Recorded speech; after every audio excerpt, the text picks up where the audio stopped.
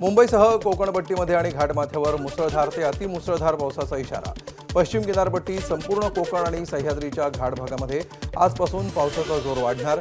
1 आणि 2 जुलै दरम्यान मराठवाडा आणि विदर्भामध्ये पावसाचा जोर वाढेल। मुंबईला पाणीपुरवठा करणाऱ्या धरणांमध्ये अपेक्षित वाढ। सध्या धरणांमध्ये उपलब्ध पाणीसाठा केवळ 6.93% इतकाच। हवामान विभागाकडून पुढील काही दिवस पावसाचा अंदाज। वसई विरारमध्ये पावसाचा जोर वाढला। अनेक सखल भागातले रस्ते पाण्याखाली। नालासोपाऱ्यातील सेंट्रल पार्क, तोळिंज, नगिनदासपाडा, आचोळे रोड परिसरामध्ये साचलं पाणी।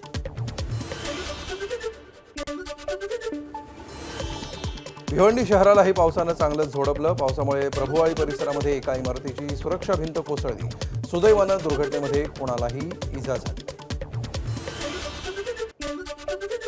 रायगडच्या दक्षिण भागामध्ये पावसाची हजेरी। रात्रीपासून विश्रांती घेतलेल्या पावसाचं पुन्हा म्हसळा, श्रीवर्धनमध्ये आगमन।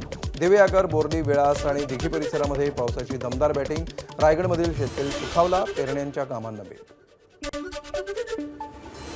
रायगड जिल्ह्यामध्ये झालेल्या मुसळधार पावसामुळे जिल्ह्यातील 28 धरणांमधील पाणीसाठ्यात वाढ। पाणीसाठा 20.80% पोहोचला। गेल्या आठवड्यामध्ये हा साठा सुमारे 18.82% होता। वावी धरणामध्ये 52%हून अधिक पाणीसाठा। पुण्याच्या शिरूर तालुक्यातील पुणे अहिल्यानगर महामार्गावर कारेगावजवळ पाणी साचल्यामुळे वाहतूक मंदावली। वाहन चालकांची मोठी कसरत। पंढरपूर तालुक्यातील ग्रामीण भागामध्ये दमदार पावसाची एंट्री।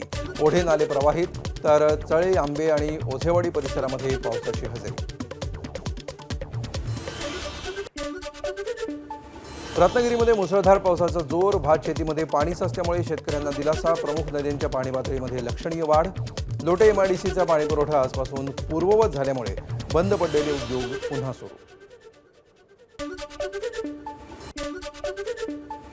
सिंधुदुर्गातील सर्वच भागामध्ये पाऊस। कुडाळ, कणकवली, सावंतवाडी, दोडामार्ग, वैभववाडी तालुक्यामध्ये पावसाचा जोर। सिंधुदुर्ग जिल्ह्याला 3 जुलैपर्यंत येलो अलर्ट। जिल्ह्यामध्ये आतापर्यंत जून अखेर 498 मिलीमीटर पावसाची नोंद। जालना शहर परिसरामध्ये 3 दिवसांच्या विश्रांतीनंतर पावसाची हजेरी, तर अनेक तालुक्यामध्ये अजूनही चांगल्या पावसाची प्रतीक्षा कायम।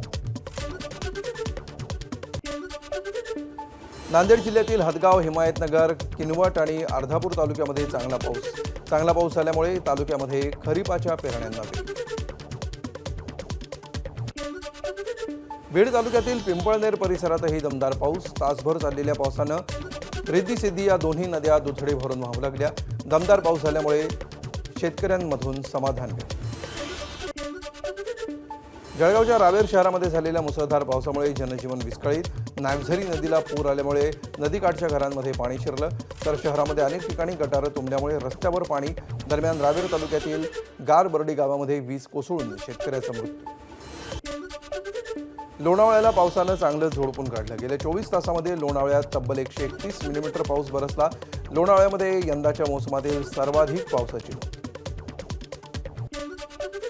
चिपळूण शहरातही काल मुसळधार पावसाच्या सरी। शहरातील चिंचनाका, अनंत आईस फॅक्टरी परिसरामध्ये गटारं तुंबल्यामुळे पावसाचं पाणी रस्त्यावर, यामुळे रस्त्यांना तळ्याचं स्वरूप। या पावसामुळे नगर परिषदेच्या नालेसाठ्याची पोलखोल। साताऱ्याच्या पाटणमधील कोयना धरण पांडव क्षेत्रामध्ये जोरदार पाऊस। 24 तासामध्ये धरणात 2556 क्युसेक आवक। धरणाच्या पाणीसाठ्यामध्ये 0.22 टीएमसीची वाढ। नौजामध्ये 86 मिलीमीटर, कोयनामध्ये 77 मिलीमीटर, तर महाबळेश्वरमध्ये 62 मिलीमीटर पावसाची नोंद। सोलापूरमधील सांगोल्यामध्ये जोरदार पाऊस। अनेकांच्या घरामध्ये पावसाचं पाणी शिरलं। दरम्यान पाऊस झाल्यानंतर आमदार डॉक्टर बाबासाहेब देशमुख शेतकऱ्यांच्या बांधावर पोहोचले। शेतकऱ्यांशी साधला संवाद।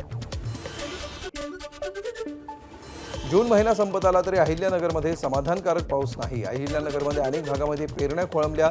फळबागा वाचवण्यासाठी ठिबकच्या माध्यमातून पिकांना पाणी। रत्नागिरी जिल्ह्यामध्ये पावसाचं पुन्हा दमदार आगमन, त्यामुळे जिल्ह्यातील नदी नाले तुडुंब भरून वाहत आहेत। तसंच धबधबे देखील प्रवाहित। दापोली तालुक्यातील बोरिवली गावच्या पायथ्याशी असलेला कोंडी धबधबा देखील प्रवाहित। वाशिमच्या नेतनसा परिसरामध्ये वाहणाऱ्या कांचन नदीवर असलेल्या कोल्हापुरी बंधाऱ्याला कचऱ्याचा अडथळा। कचऱ्यामुळे पाण्याचा नैसर्गिक प्रवाहामध्ये अडथळा।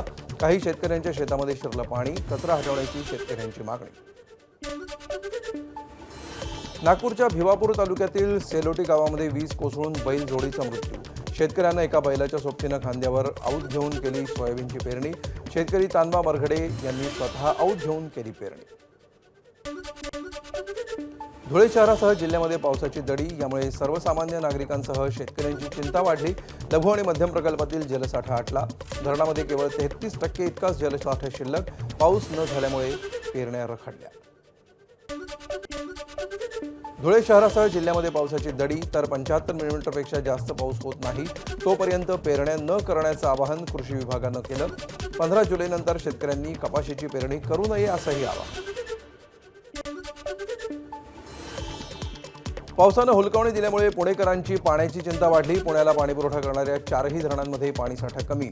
पुण्याला पाणीपुरवठा करणाऱ्या धरणांमध्ये गेल्या वर्षीच्या तुलनेमध्ये 35% कमी पाणीसाठा. अरुणाचल प्रदेशातील लोअर सियांग जिल्ह्यामध्ये भूस्खलन. सीजी नदीचा प्रवाह रोखला. नदीवर कृत्रिम तलाव तयार झाला असून मुसळधार पावसामुळे पाण्याच्या साठ्यातही झपाट्याने वाढ. उद्धव ठाकरेंच्या दौऱ्यानंतर यवतमाळ जिल्ह्यातल्या उद्धव ठाकरेंच्या शिवसेनेच्या पदाधिकाऱ्यांचे राजीनामे. यवतमाळ तालुका प्रमुखासह 15 जणांनी दिले राजीनामे. वैयक्तिक कारणानं पद सोडत असल्याचं पत्रात नमूद. तर खासदार संजय देशमुख यांना समर्थन. जिल्हा बँकेमध्ये महायुतीच्या पॅनलमध्ये ठाकरेंच्या शिवसेनेचे आमदार अंबादास दानवे सहभागी. त्यानंतर अंबादास दानवे महायुतीच्या नेत्यांसोबत व्यासपीठावर. मवियाचं पॅनल असताना दानवे महायुतीसोबत गेल्यामुळे चर्चा नव्हती. कंपाऊंडरनं स्वतःला डॉक्टर समजू नये. कंपाऊंडरचं काम चिठ्ठी देणं असतं. ऑपरेशन देवेंद्र फडणवीस आणि अमित शहा करतात. काँग्रेस प्रवक्ते अतुल लोंढेंचा एकनाथ शिंदेंना नाव न घेता टोला. मुंबई महापालिकेला मिळणार नवीन भव्य सभागृह. 350 आसन क्षमतेसह ऐतिहासिक लूक मिळणार. महापालिका मुख्यालयासमोरच्या जिमखान्याच्या जागेवर भव्य सभागृह उभं राहणार. गडचिरोली रेल्वे कामावरील मजुरांचं काम बंद आंदोलन. प्रकल्प व्यवस्थापकाकडून मजुरांची पिळवणूक होत असल्याचा आरोप करत आंदोलन. काँग्रेसचे माजी महापौर सागर चव्हाण यांनी लावलेल्या होर्डिंगची शहरात जोरदार चर्चा. पालकमंत्री प्रकाश आंबेडकर यांच्या वाढदिवसानिमित्त लावले होर्डिंग्ज. चव्हाण कुटुंबीय काँग्रेसचे कट्टर समर्थक. विश्वास नांगरे पाटलांनी स्वीकारला नागपूरच्या पोलीस आयुक्त पदाचा कारभार. तर पदभार स्वीकारण्यापूर्वी घेतलं नागपूरचे ग्रामदैवत टेकडी गणेशाचं दर्शन.